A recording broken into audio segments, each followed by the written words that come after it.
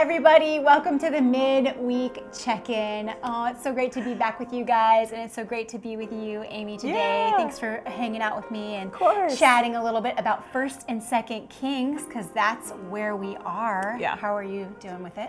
I, to be honest, I'm struggling reading. Yeah. We're kind of in the thick of it, of like, okay, I know we're going to get somewhere. I know that this all has purpose and meaning, but it's been pretty hard to stick with it. But one thing that has been so great is that as a staff, we're reading this book, After Doubt. Yes, such a good book. We know that Pastor Drew has mentioned it in his sermon series previously in the wilderness. And so we're going through it, and there are so many things that just kind of fit like a puzzle piece. And it is so fun to make it applicable. AJ makes it so applicable in here for modern day, and to take all the kings, right? And like, who would have thought that those two things could go together?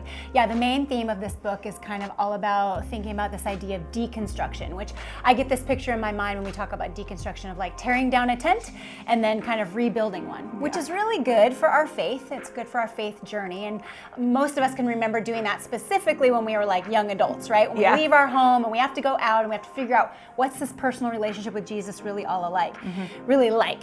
What's it really like, right? That's a big thing.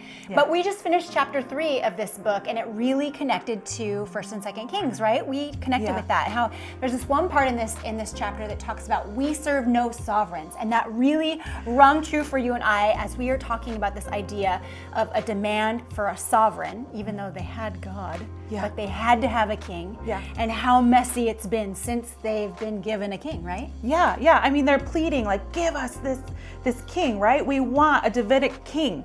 And they want it, and then they get it, right? And the minute that they get these kings, 1st and 2nd Kings, it's king after king after king who are like throned, right? Like, we have it. Yes. And you know what? We're going to instate child slavery. You know what we're going to do? We're going to build idols. They do all these things that is just so turned away from the Lord and from God and what his desire is.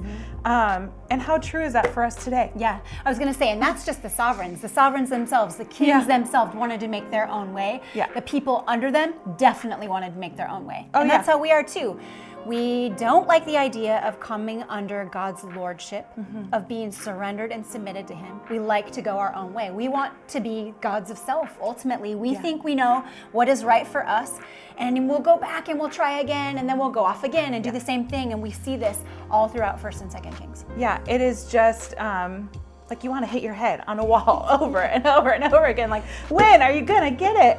But when are we gonna get it? When are we gonna get it? What's wrong with us? God is the creator, is also our redeemer, who sent Jesus for us. And we have access to that through the Holy Spirit. And it is just like, hello?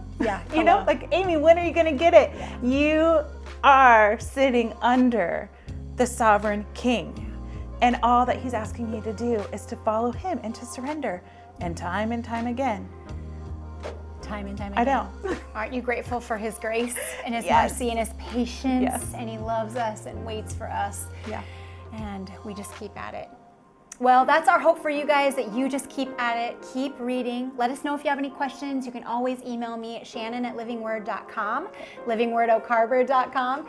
And also, if the Lord is moving in your life, we want to hear about that too, because we know that he is after his people. That includes Amy and I, and that includes all of you. Well, you guys, it's been a blessing to be with you again this week, and we hope that you have a great one. See you next time. Bye.